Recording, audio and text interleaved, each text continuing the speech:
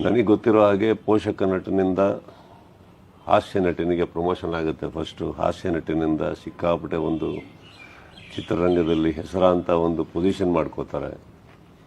ಅಲ್ಲಿಂದ ಹಿಡಿದು ಈಗ ನಾಯಕ ನಟನಾಗಿ ಒಂದು ಸಿನಿಮಾಗಳನ್ನು ಮಾಡ್ಕೊಂಬರ್ತಿದ್ದಾರೆ ಚಿಕ್ಕಣ್ಣ ಅವರು. ಸೊ ಅಲ್ಲಿಂದನೂ ಅವ್ರ ಜರ್ನಿ ನೋಡ್ಕೊಂಬಂದವನು ನಾನು.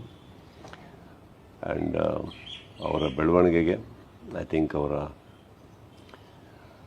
ಕಲೆ ಹಾಗೂ ಹಾಡುವಿಕೆ ಅದನ್ನು ಇಲ್ಲಿವರೆಗೆ ಅವ್ರನ್ನ ಕರ್ಕೊಂಬಂದಿರೋದಂತ ನಂಬ್ತೀನಿ ನಾನು.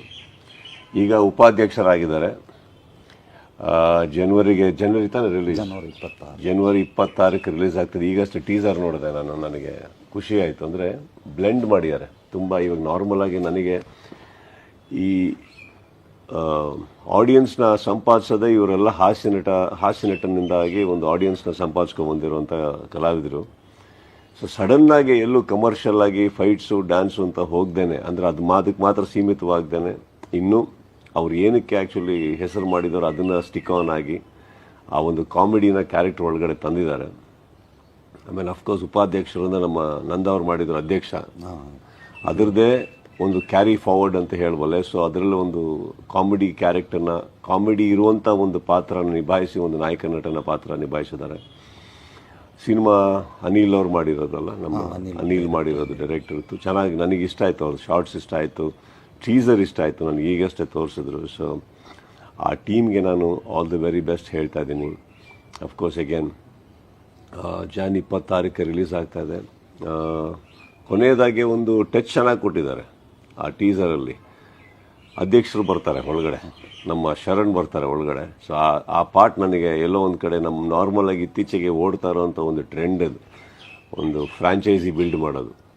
ಸೊ ಉಪಾಧ್ಯಕ್ಷರಿಗೆ ತೊಂದರೆ ಆದಾಗ ಆ ಟೀಸರಲ್ಲಿ ಅಧ್ಯಕ್ಷರು ಬರ್ತಾರೆ ಅನ್ನೋದಕ್ಕೆ ಒಂದೇನೋ ಇಟ್ಟಿದ್ದಾರಲ್ಲ ಅದು. I wish the team all the very best. ನಮ್ಮ Arjun Janya music again.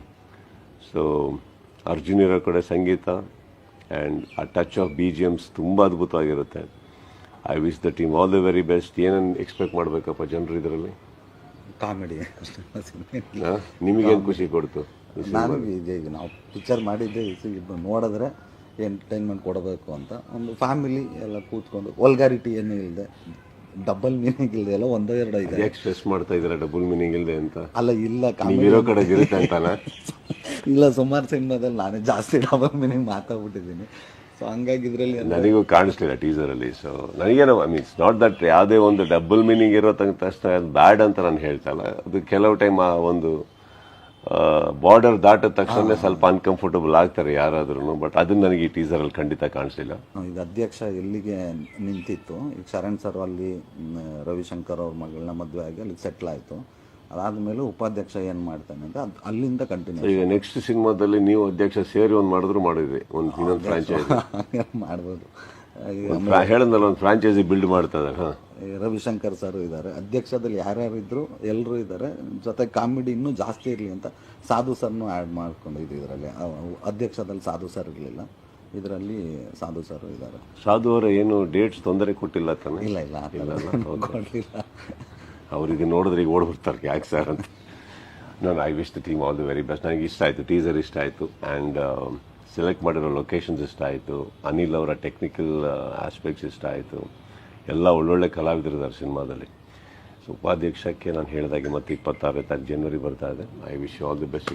God bless you. ಒಳ್ಳೆಯದಾಗಲಿ. Thank you. I wish the entire team all the very best.